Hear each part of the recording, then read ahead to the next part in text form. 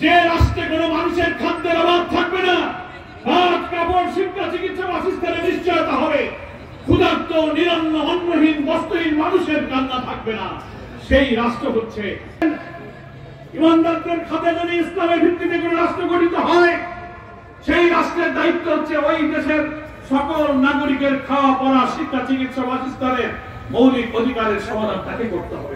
সবাইকে চাকরি দাও, কাজ দাও, কাজে লাগাও। যদি সংসার চালাবার জন্য ব্যয় নির্বাহের মতো বেকার ভাতা সকলকে দিতে হবে। স্বার্থবাদিত্ব বোঝা চাপানো যাবে না।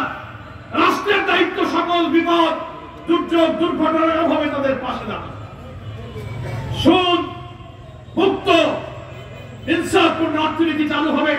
আমার আল্লাহ কোরআনে বলে দিয়েছেন, তোমাদের হাতে যদি কোনো রাষ্ট্রের দায়িত্ব আসে, তোমাদের চারটা কাজ। সূরা নূরের 55 নম্বরে আল্লাহ বলেছেন, আল্লাযীনা ইন মাক্কানাহুম ফিল আরদ আকামুস সালাহ ওয়া আতুজ যাকাত আমর বিল মারুফ ওয়া নাহাউ আনিল মুনকার। রাষ্ট্রের দায়িত্ব যদি তোমাদের আসে, সরকারের প্রথম চারটি কাজ, অন্য কাজ পরে করো। প্রথম কাজ সালাত প্রতিষ্ঠার মধ্য দিয়ে গোটা জাতিকে আল্লাহর হুকুম আনুগত্য মেনে চরিত্র গঠনের প্রশিক্ষণ শুরু করে দাও। দ্বিতীয় হচ্ছে যাকাত ভিত্তিক সুদ মুক্ত একটা অর্থনীতি, বৈষম্যহীন অর্থনীতির মধ্য দিয়ে মানুষের ভাত কাপড়ের নিশ্চয়তা দাও।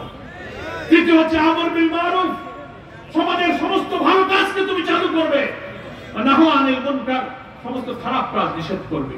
আমার সমাজে তার উল্টা না বলেন? আমরা চরিত্র গঠন করি না, আমরা সুদ ভিত্তিক হারামের অর্থনীতি চালু করি, আমরা সব ভালো কাজ বন্ধ করি, সব বন্ধ কাজ চালু করি। এই উল্টা সমাজে কি বরকত আসতে পারে?